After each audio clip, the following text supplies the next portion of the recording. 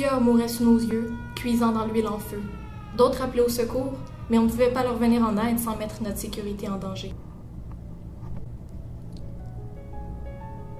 Ces paroles de Raymond Bérubé, vétéran de la marine canadienne, rappellent les horreurs auxquelles font face ces gens qui se battent pour un monde meilleur.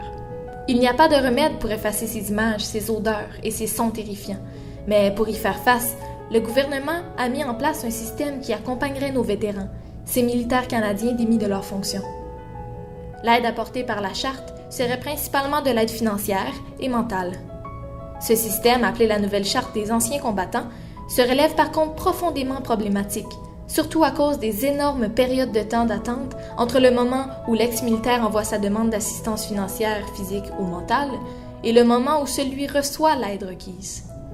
En tant que Canadiens et Canadiennes, il est de notre devoir de faire pression pour que le gouvernement corrige les failles présentes dans le système d'assistance aux vétérans. L'Association des anciens combattants du Canada, aussi appelée l'ACC, prévoyait en 2011 que dans les 5 années à suivre, entre 6 000 et 10 000 soldats seraient libérés de leur service militaire pour cause médicale, ce qui inclut les problèmes physiques, mais surtout, pour les 3/4 de ces soldats, les problèmes mentaux. Toujours en 2011, Anciens combattants Canada estimait que le nombre de vétérans ayant besoin des services de l'ACC doublerait au cours des 5 prochaines années.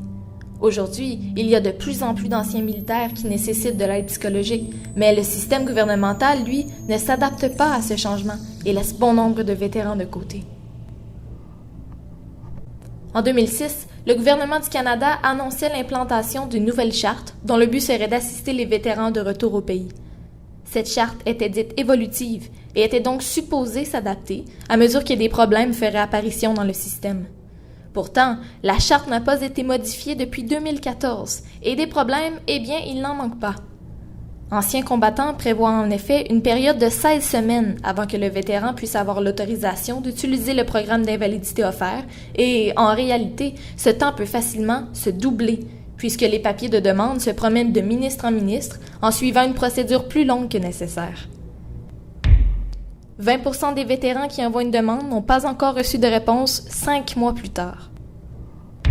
Il n'est pas exagéré de dire que ce processus puisse prendre jusqu'à 1 an. Le processus d'admissibilité est lourd et complexe. Il y a une pléthore de documents à remplir et encore plus de temps mort alors que les papiers traînent inutilement sur les bureaux du ministère. Nos vétérans se retrouvent à souffrir seuls pendant des mois à cause d'un système qui prend son temps. Certains organismes, dans l'espoir d'apporter un meilleur support aux vétérans, font pression sur le gouvernement pour que celui-ci apporte des changements dans la nouvelle charte. La Légion est l'une d'entre elles. Celle-ci demande entre autres que la recherche universitaire sur la santé physique et mentale soit davantage financée. Des vies humaines sont en danger. Les gens souffrant de maladies mentales se comptent par milliers et il faut réviser l'encadrement offert par notre gouvernement. Ainsi, le gouvernement canadien, avec leur programme de réhabilitation, n'offre pas un service aux vétérans. C'est plutôt une redevance essentielle qui ne peut être négligée et qui doit être prise en charge avec sérieux et efficacité.